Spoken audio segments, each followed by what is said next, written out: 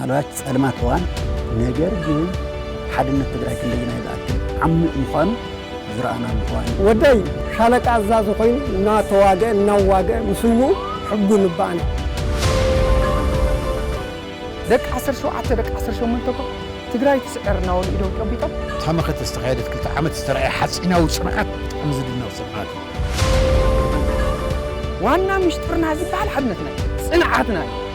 ትግራይ ብምዃኑ ንሓዋር ዝኮርዐሉ እዋን ትግራዋይነቱ ሁሉ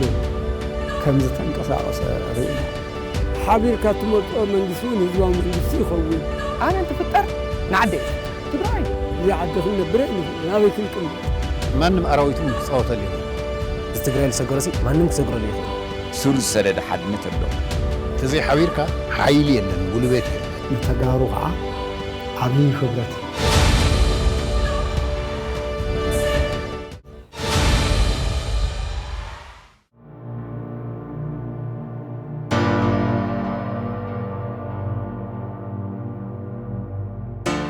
ናይ ገለገሊኡ ትግራዋይ ሓርበኝነት ምግላጹ ኣዝዩ ጽጋሚ እዩ ተጋድላይ ሓጎስ ተፈሪ ኣንጻር ስርዓት ደርግ ወዲ 15 ዓመት ዕሸል እናሃለወ እዩ ተጋዲሉ ኣብ መኸተ ወራር ሻዕብያ እውን ተሰሊፉ ኣብ ምቅባጽ ደርግ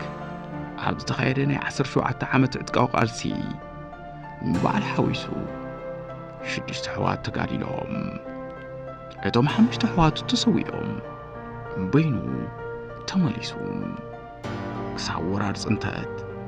ኣብ ምዕራባዊ ዞባ ትግራይ ኣብ ዳንሻ ምስ ስድሩ ብሕርሻ ናብሩ ይመርሕ ነይሩ እቲ ወራር ምስ ጀመረ ንጹሃን ተጋሩ ብመንነቶም ጥራሕ ብፀሓይ ቀትሪ እንትጭፍጨፉ ይርኢ ቀደም እውን ዕድመ ንእስነቱ ኣብ ምግዳል ዝሕለፈ ተጋድላይ ሓጎስ ግፍዒ ጸላት ክጻወር ይከኣለን ምስ ካልኦት ተጋሩ ብሓባር ኣንጻር ጨፍጨፍቲ ብረቱ ንምልዓል ስርዓት ይወስደሉን ብጣዕሚ ዘግርም ግፍዒ ተፈጺሙ ኣብ ድብጅን ዝበሃል ሓንካሳ ተጋደልቲ ምንም ኣብ ዘይብሎ ገብረንሰ ወለንኪኤል ክእል ዝበሃል በረኻ ሓሳይ ዝበሃል ኣጽረጋ ዝበሃል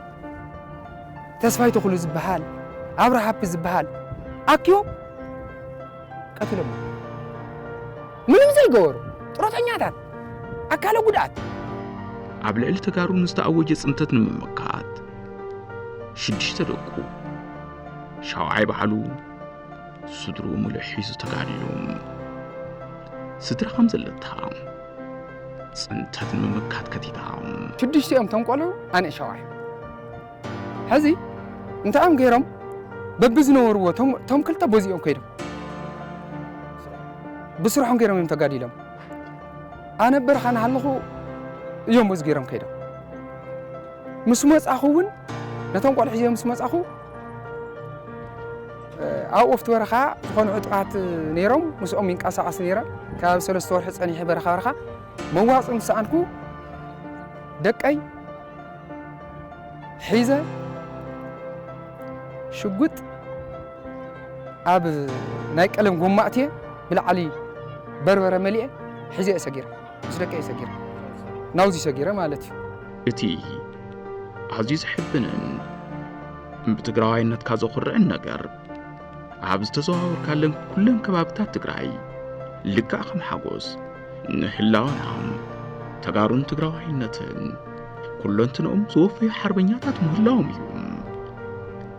ኣብቶም ዝሓለፉ ሰለስተ ናይ ጸለማትን ጽንተትን ዓመታት ملا حزب تግራይ ካብ ጫፍ ናብ ጫፍ ዙርያ ሓድነትን ቁራጽነትን